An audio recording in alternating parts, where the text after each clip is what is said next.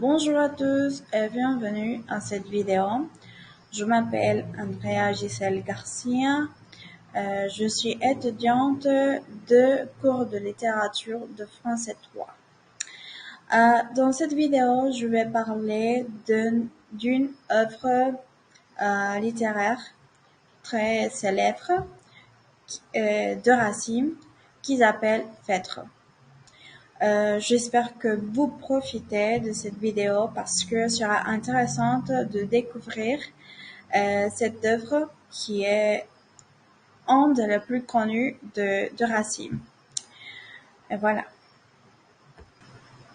J'ai divisé cette vidéo en 4 parties. Premièrement, il faut voir la biographie de l'auteur de Jean Racine. Deuxièmement, la présentation de l'œuvre. Ensuite, découvrir qui sont les personnages, finalement, le déroulement de l'histoire. Jean Racine, il est un auteur, dramaturge et poétique français. Il est né le 22 décembre de 1639 à la Forêt-Milan, en Paris. Il a grandi dans une famille honnête, mais il a reçu une bonne éducation à Port-Royal. Et c'est dans cette période d'éducation qu'il a découvert sa passion pour la littérature. En 1664, Racine publie sa première œuvre poétique qui s'appelle La Nymphe de la Sienne. Cette œuvre est le résultat d'une collaboration avec Molière. Parce qu'en effet, Racine a fait beaucoup de collaborations avec Molière, mais aussi avec Racine. Dans cette période de collaboration est très clé pour le développement commun artistique. Parce qu'il était en train de découvrir son style, la langue poétique, le thème à traiter dans ses œuvres. Et sont toutes ces caractéristiques qui fait de Racine le père de la tragédie classique, parce qu'il intègre toutes les règles de le classicisme dans le théâtre. En 1617, Racine se retire progressivement du théâtre pour se consacrer à la cour en tant que historiographe durant Louis XIV. Dans cette période, il a écrit Esther et Athalie. En 1699, Jean Racine est décédé, mais dans l'actualité, ses œuvres sont considérées comme un chef d'œuvre.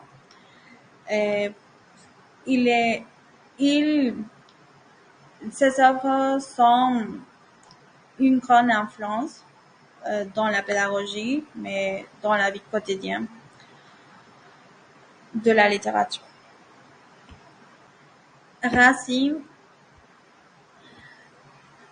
a écrit Phèdre en 1677. En effet, Phèdre est considéré une tragédie emblématique de Racine, mais aussi de la littérature française.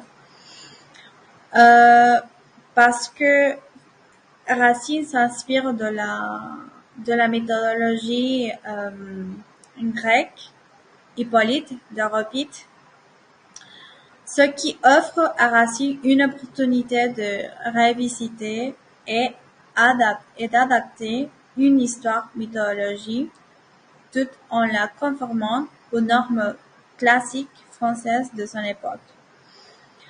La création de cette tragédie classique et respectant les règles de genre avec une structure rigoureuse et un langage poétique très, très marqué. Louis XIV donne l'opportunité à Racine pour publier l'œuvre au palais de Versailles. Le Phèdre est une adaptation au classicisme, donc dans l'œuvre, nous pouvons voir les règles du classicisme telles que l'unité de temps, l'unité de lieu, la vraisemblance et la bienséance. Le langage est très, très, très poétique. Les vers sont écrits en alexandrin. Le thème à traiter sont l'amour, la passion, la culpabilité, quoi l'autre? Le destin inéluctable et la fatalité. Et surtout les conséquences tragiques des actions impulsives. Cette œuvre donne une réflexion profonde sur la nature humaine, et les conflits émotionnels et les conséquences tragiques du passion incontrôlée, résonnant avec les spectateurs à travers les âges. Les personnages qu'ils ont trouvés dans cette histoire sont Phèdre, Thésée et Hippolyte, qui sont les trois personnages principaux. Phèdre est poussé de Thésée, tourmenté par une amour interdite pour Hippolyte, son beau-fils. Thésée, roi d'Athènes, absent par un certain temps pendant le déroulement de l'histoire. Et Hippolyte, fils de Thésée, avec Amathon, et aimé d'Aracie, qui repousse l'amour de Phèdre. Arécie, qui est une princesse captive, amoureuse d'Hippolyte, il crée une tension amoureuse entre les personnages. Unon, qui joue un rôle important dans l'histoire parce que elle est la nourrice de Phèdre. Théramon, qui est le gouvernement d'Hippolyte, témoin des événements, est souvent utilisé comme confident dans la pièce. Cette œuvre est divisée en 5 actes. Chaque acte est subdivisé entre 4 et 7 scènes. Le premier acte, où est l'exposition des conflits et des passionnements. Hippolyte est parti à la recherche de son père, le Thésée, et a vu à Théramène qu'il fit un récit et qu'il aime, mais cet amour n'est pas correspondu ou n'est pas acceptable pour des raisons politiques. Phèdre révèle à sa nourrice, Unon, qu'il aime passionnément à Hippolyte, mais l'amour de Phèdre et Hippolyte n'est pas acceptable. Phèdre, encouragé par Unon, commence à espérer aimer à Hippolyte librement pour la mort de Thèse, pour la possible mort de Thésée. Dans l'acte numéro 2, commence la complication et l'intrigue, parce que Arécie confie à sa confidente son amour pour Hippolyte, lorsque ce dernier surgit pour lui déclarer ses propres sentiments et lui offrir le trône d'Athènes. Phèdre apparaît et commence à recommander son fils à Hippolyte, mais finit par lui déclarer violemment son amour.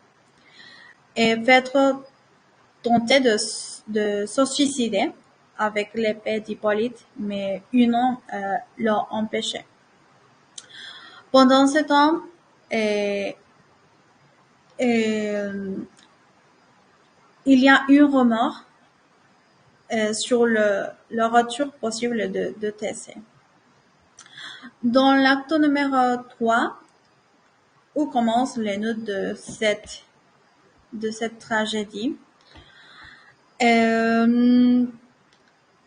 où Phèdre décide de proposer le trône à Hippolyte pour le séduire lorsqu'il apprend de Thésée est de retour. Affolé, il songe à nouveau de se suicider, mais Hunon le suggère de prendre les devants et d'accuser Hippolyte d'avoir tenté d'abuser d'elle. Thésée était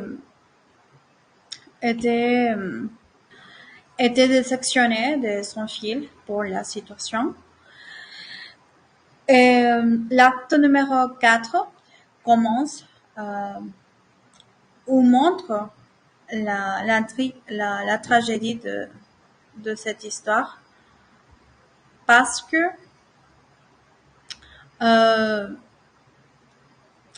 Hunon calomnie à Hippolyte auprès de Thèse, qui le croit, malgré la tentative d'Hippolyte pour prouver son innocence en évoquant son amour sincère par Arésie.